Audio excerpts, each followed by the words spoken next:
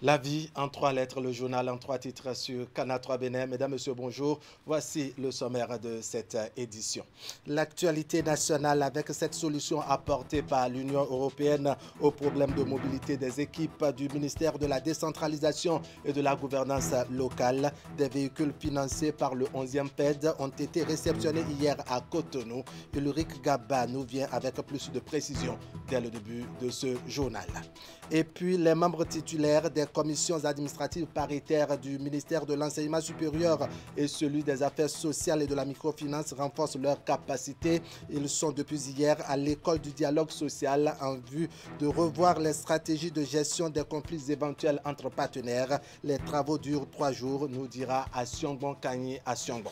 À suivre également l'analyse, l'appréciation des populations de Natitengu sur les réalisations du gouvernement de la rupture ces 4 dernières années. Les réformes engagées dans le domaine de l'énergie forcent l'admiration des citoyens de cette région du Nord Bénin. Nous entendrons quelques-uns avant la fin de cette édition. Voilà pour le sommaire. Bienvenue. Bonjour à tous. On ouvre avec cette bonne nouvelle pour les cadres des structures centrales du ministère de la décentralisation et de la gouvernance locale. Ils ont bénéficié hier d'un important lot de matériel informatique, mais aussi de matériel roulant pour la mobilité des équipes. C'est un don de l'Union européenne dans le cadre du programme d'appui au développement territorial PADT, financé par le 11e PED. La cérémonie de remise de cet emballage de générosité s'est déroulée à Cotonou devant Ulrich Gaba. Voici son compte rendu. Des matériels roulants et des équipements bureautiques et pédagogiques au profit des structures centrales du ministère de la décentralisation et de la gouvernance locale. C'est un don qui s'inscrit dans la dynamique de la mise en œuvre des activités du devis programme du PADT financé par le 11e FED de l'Union européenne.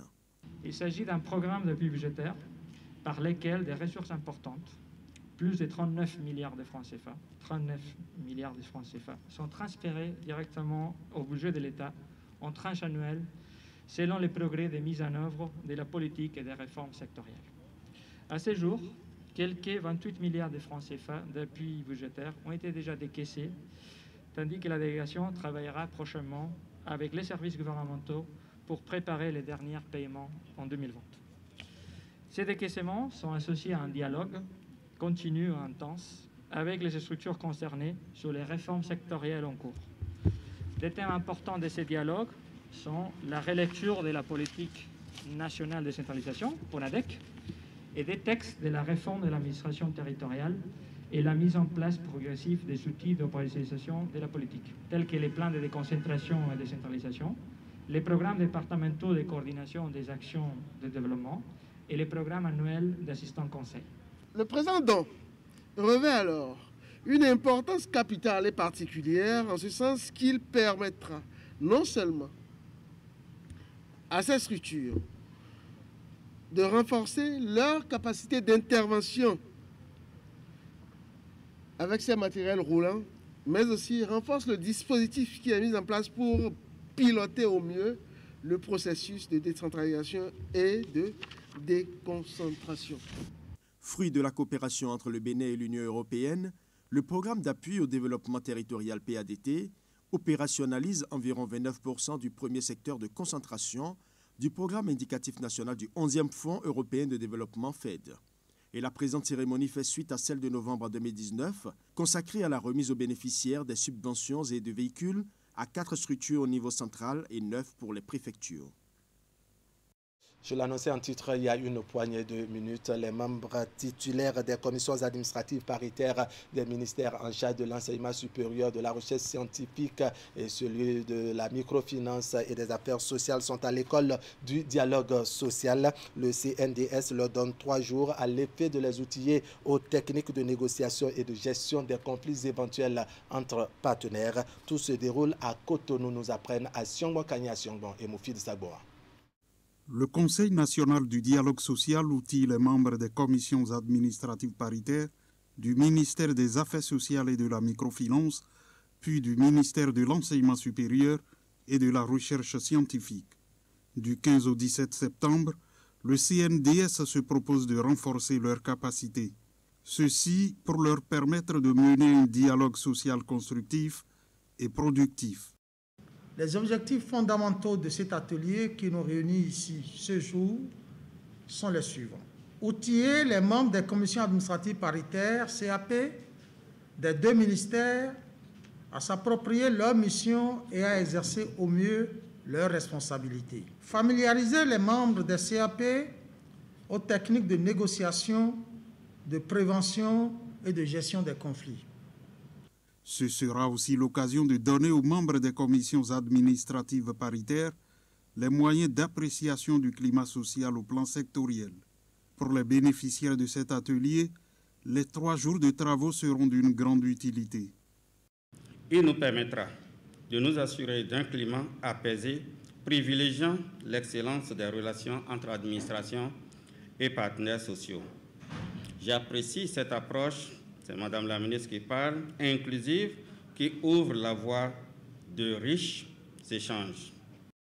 Il sera question au cours des travaux d'échanges sur les outils de performance d'une structure de dialogue social.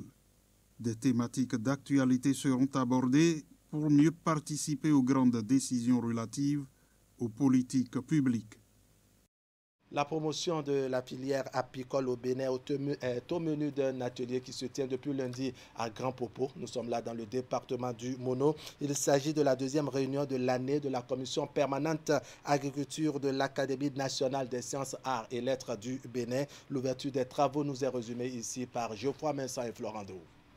Les membres de la commission agriculture de l'Académie nationale des sciences, arts et lettres du Bénin, en Salbe, sont ici à Grand Popo pour mener des réflexions et faire des propositions.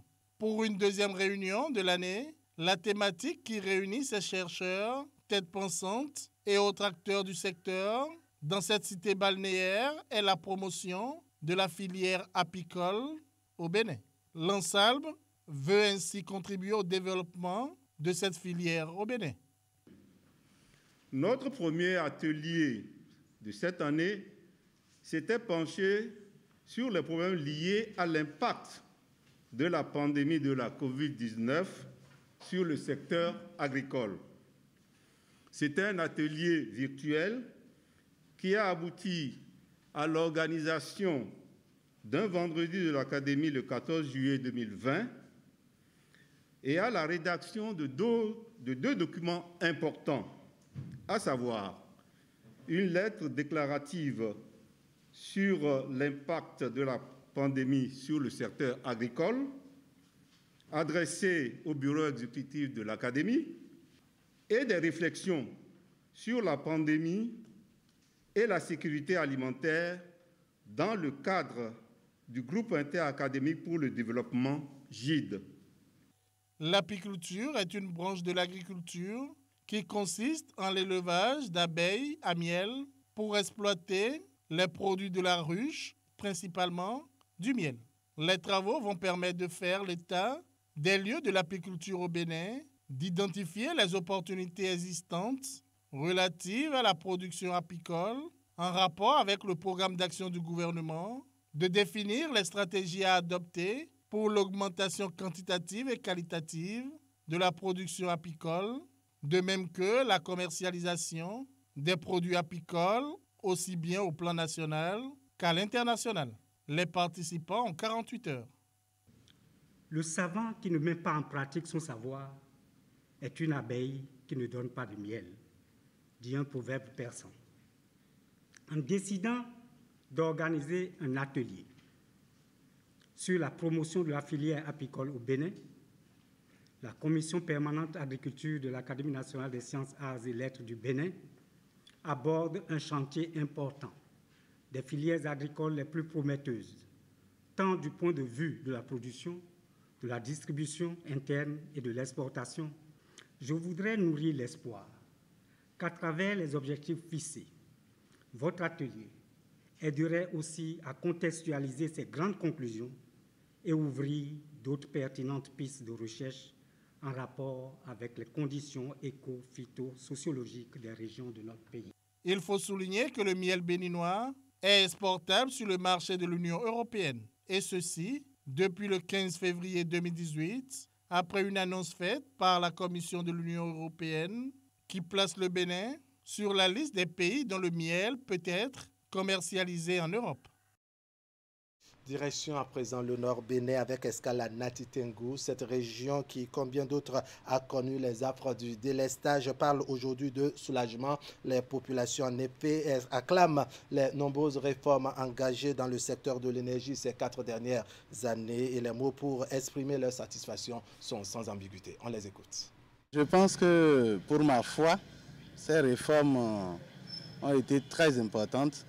Parce que lorsque vous prenez ne serait-ce que le long de la rue, vous voyez que tous les arbres qui jonchaient le long de la rue ont été taillés et qui, à mon avis, a aidé à réduire les coupures de courant électrique. Je crois que toutes les réformes aujourd'hui sont tellement importantes que lorsque nous, au niveau par exemple de la radio, nous exploitons le courant électrique, on se rend compte que nous avons moins de coupures actuellement. La preuve, notre groupe est silencieux simplement parce qu'il n'y a pas coupure. Et on se rend également compte que le montant que nous avions l'habitude d'utiliser par rapport à l'achat du gasoil a considérablement baissé. Cela suppose que l'énergie électrique est de plus en plus présente.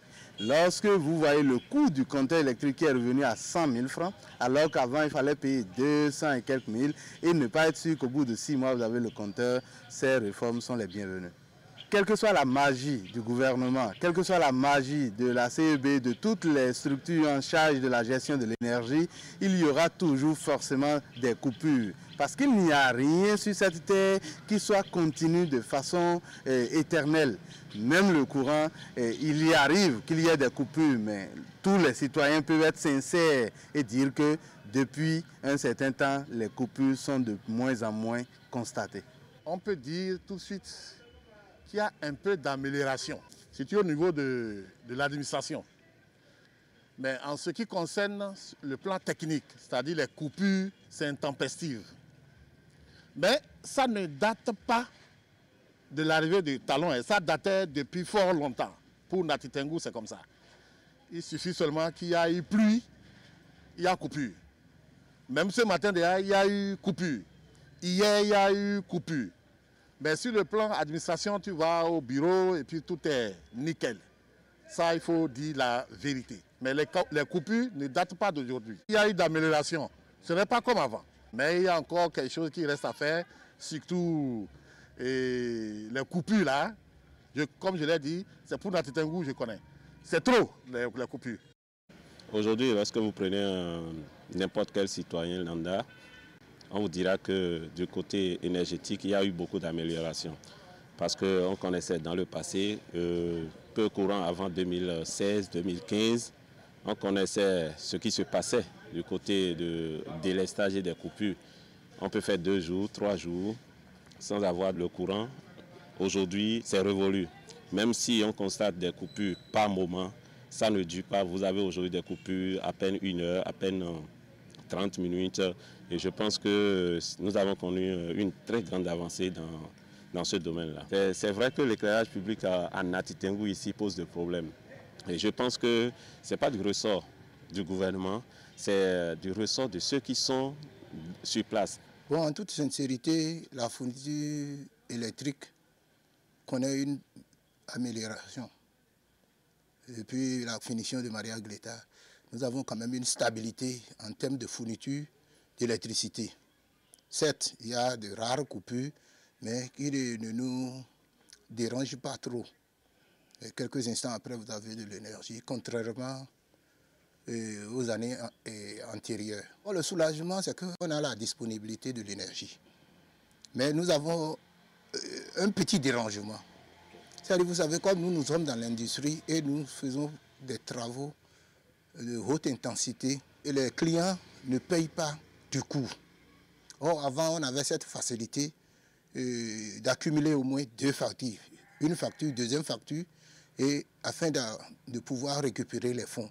Bon, maintenant, ce qui est un peu rigoureux, c'est qu'une seule facture, les 10 jours d'observance avant d'aller payer, le 11e jour, on vient vous couper en même temps. Alors que nous travaillons parfois à crédit dans la confection des tables bancs, par exemple, ou bien dans la coiffure des modules de classe.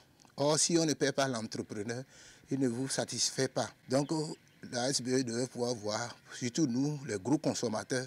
Donc, ce que nous voulons, c'est que la SBE revoie sa copie, surtout pour ceux qui sont des industriels, bon, que ce soit industriels de bois, boulangerie, tout ceux-là, qu'on essaie de voir, parce que nous sommes des gros consommateurs. Propos recueillis par Régis Hippolyte Agosto et Abdou Sahabi Idrissou. On parle de la politique pour finir et là nous sommes avec les membres du bureau exécutif national du parti Foscoré pour un Bénin émergent. Samedi dernier, ils étaient à Copago dans le nord Bénin pour faire avec les militants à la base le point de leur participation aux dernières élections communales et municipales. Nul doute que FCBE travaille pour se positionner pour le compte de la présidentielle de 2021. Les précisions maintenant avec Alassane Aruna. Alassane Soumanou Djimba et Teufil Yarou, tous deux membres du bureau exécutif national des Foscoré pour un Bénin émergent, face aux élus communaux FCBE des 4 communes de la Donga, mobilisés dans cette salle du centre de promotion sociale de Copargo. L'exercice consiste à faire le bilan des élections municipales et communales du 17 mai dernier. Un rendez-vous politique au thème duquel les Foscoré pour un Bénin émergent ont pu arracher 6 maires sur les 77, malgré les difficultés enregistrées sur le terrain. Il faut reconnaître que les militantes et militants FCBE qui étaient avec nous, la plupart sont repartis de gré ou de force au niveau du BR, ce qui a fragilisé un peu notre parti. Il y a des localités auxquelles nous n'avons pas pu accéder lors des campagnes, tout simplement parce que, d'abord, la limite des moyens, des ressources que nous avons était une contrainte. Il y a aussi certaines menaces que nos amis d'en face ont brandies. Outre ces difficultés, le parti a été également affecté par des dissensions internes, tout ceci accentué par la démission du président d'honneur Boni Yayi. C'est ici le lieu de regretter ce qui s'est passé.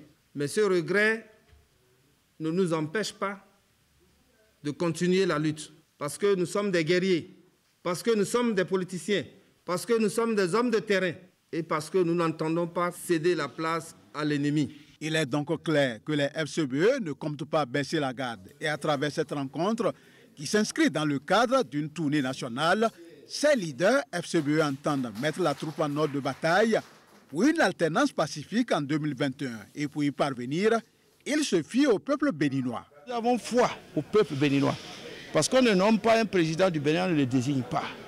Et ce n'est pas le matériel ou bien l'argent qui est la condition sine qua non pour gagner une élection. Il y a aussi la détermination du peuple. Il faut parler au peuple, il faut être à l'écoute du peuple, il faut valoriser la parole politique. Nous ne devons pas avoir peur. Nous irons à la table de choix. Le jour des élections, les électeurs rentreront dans la salle, ils verront FCBE et d'autres partis, mais nous serons là. Cette rencontre aura permis à ces leaders FCBE de toucher du doigt les réelles difficultés enregistrées sur le terrain lors des élections communales dernières. Et ensemble avec ces élus communaux, des approches de solutions ont été trouvées pour les surmonter. Plus que jamais engagés et déterminés, ces élus communaux se donnent pour mission de ratisser large et annoncer la bonne nouvelle à leurs militants à la base, celle de la participation des FCBE à l'élection présidentielle de 2021. Excellent. Il faut dire qu'à la fin des travaux, le collectif des élus communaux FCBE de la Donga et des responsables communaux du parti ont adressé un message à l'endroit du bureau exécutif national. Je vous propose un extrait de leur déclaration rendue publique par le maire de Copago. On écoute donc le maire Ignace Wou.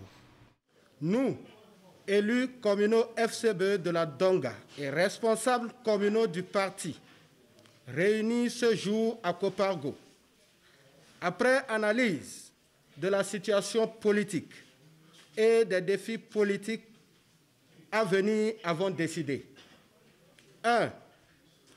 D'adresser nos sincères remerciements aux membres du bureau exécutif national pour avoir permis d'exister politiquement, de siéger dans nos conseils communaux respectifs et enfin d'avoir permis au parti FCBE d'exister malgré toutes les tentatives de faire disparaître ce parti.